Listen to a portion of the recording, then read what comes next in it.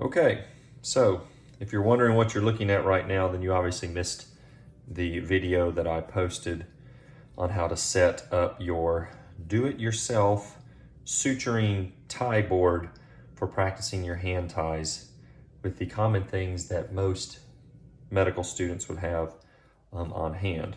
Basically a bunch of textbooks, one hanger, and somewhat of a large rubber band. That's in another video and it's posted if you'd like to see it. What we're doing right now is we're going to practice our two-hand hand tie, okay? So I've got my shoestring. Again, this is the best that I have under the circumstances. This is what we're going to use. I put a little piece of blue tape here to indicate maybe the end that has the needle on it that'll pass through the tissue. Okay, so now you know, just as you're practicing, which end has the needle on it, which end I guess you need to be more careful with. So we're going to practice our two-hand tie technique first, okay? So here's our tissue. There's going to be some tension, so we'll have to bring the tissue together when we ultimately put our suture in, okay? So right now we're going to pass our needle through, coming out the other side, okay? So now I've got two suture ends. I've got my needle kind of hanging here. It's not in my hand. I'm not gripping my needle. In other words, I'm not, stabbing it through my skin. I'm not letting it hang loose, okay? And what I've got here is now what I like to call, I guess, the pistol grip. I've heard of it called several different things. Pistol grip's a good thing to call it. You got your two 6-shooters right here, okay? And this is two-hand tie, so you're using both of your hands to tie this tie. The first thing that I want to do is I want to make a loop around my left index finger because I'm right-handed, and so this is the way that I'm going to tie. For you lefties, everything is just opposite. There may or may not be a video coming for left-handed ties. I can do it, it's just not as much fun. So, sorry, left-handed people. But for right-handed people, this is what we're doing, okay? So I've got the left index finger is ready to receive the suture from the right hand, okay? So what I'm doing is I'm making a loop around. So just a little pause, you see I have a nice circle going around with the index finger in the middle, okay? What I sometimes see when I'm teaching this is people will come this side, and then they get so confused, like, well, there's my loop, but there's nothing in the loop. Okay, so your finger's not in the loop at all.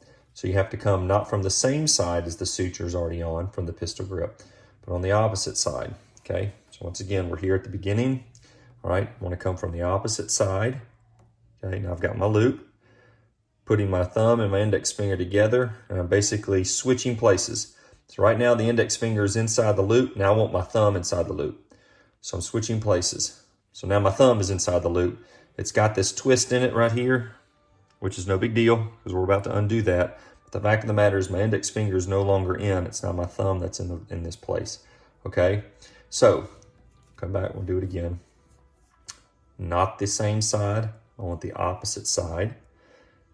Thumb and index finger together, pushing it through, switching places.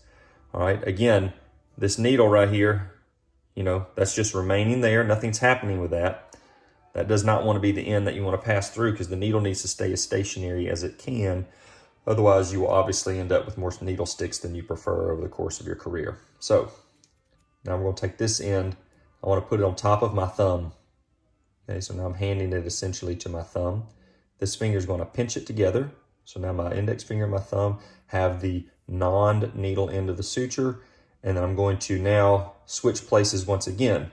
So the thumb took over the hole, now the index finger needs to come back through the hole. So I'm gonna roll it through, okay? Grab it with this hand, remove my fingers from the hole, and I've got my first knot. Okay, we're gonna pull this down, put enough tension on it to keep our tissue tied together, okay? Come right back to the pistol grip. Now, there are ways that as you become skilled with this, you will see that you do not have to return to the pistol grip every single time. But for purposes of beginning this, let's just return to the pistol grip, okay? So now, instead of coming around the finger, we want to alternate our knots back and forth. So what we have to do is we have to then switch it to the thumb, okay? So here's my pistol grip. Let's tighten this back down. My tissue's popping open. Tighten this back down. Here's my pistol grip. I want to now just switch my index finger and my thumb. So thumb is coming in here, okay? Still pistol grip on this side, not as big of a deal. I want to go around the thumb. Again, I'm not coming to the same side. I want to go around the thumb so that, again, I have a loop, as you can see, running around the thumb, okay? And just like before, now I'm switching places. So now the index finger is coming through, okay? The needle end has not moved at all. This whole time that needle's been sitting there and hasn't moved, okay? Come back, thumb, around the thumb, fingers together, switching places. So now the index finger is there, bringing this non-needled end of the suture to the finger. Thumb is coming down and pinching it. And once again, pushing it through the loop, grabbing it with my right hand, pulling everything down this direction. Okay, don't worry about the tension right now. We'll get to that in a minute. All right, so let's do it again. Here we go with pistol grip, okay? Starting from the beginning, we're alternating knots. So I want to go back to the finger this time. Around the finger, thumb to index finger, through the loop, suture to the thumb, pinch, push it through, pulling it down, coming back to pistol grip, switching index finger and thumb, coming around the thumb, together, pushing it through, pinching the suture, pushing it back through, tightening my knot down, okay? All right, so now we've got the technique down. Now what we do have to worry about sometimes is making sure that our knots are square, because obviously with our suture being as large as a shoelace in this particular case, it's easy to see if your knot is square or not. But when you have suture that is, as fine as a very small silk, unless your technique is correct, you're going to make mistakes and you're not going to square your knots and they potentially could slip out. And then, you get that phone call at 2 in the morning that says your patient's bleeding internally. And then that attending looks at you and says, I thought you put good square knots. And you say, yes, sir. Yes, ma'am. I thought I did too. So practice now so that you don't have to worry about that later. All right. So right back to pistol grip here. So here's what we're going to do in terms of our knots. Okay. I'm going to show you how to tighten them down. So pistol grip around the finger, thumb through, pinch. And right now that rope is pointing towards me. Okay. So what I want to do is I want to pull it the opposite direction. It comes through this way. I want to pull it this way. You can see where the knot is going square. Okay, nice and snug. All right, coming back.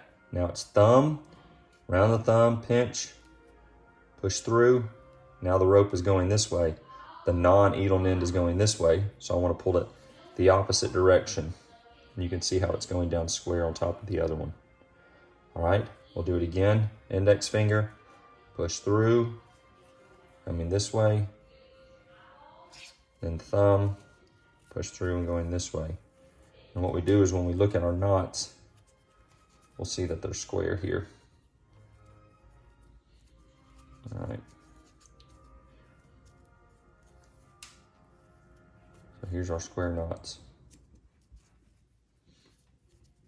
All right. You can see they're nice and square. So that's what we're talking about when they're square. Okay, so one more time. We'll do it with these right here. All right, so pistol grip, finger, thumb, push through, pulling it this way, nice and square. Coming back with the thumb, around, push through. Now we're gonna pull it the opposite direction. And once again, it makes it nice and square.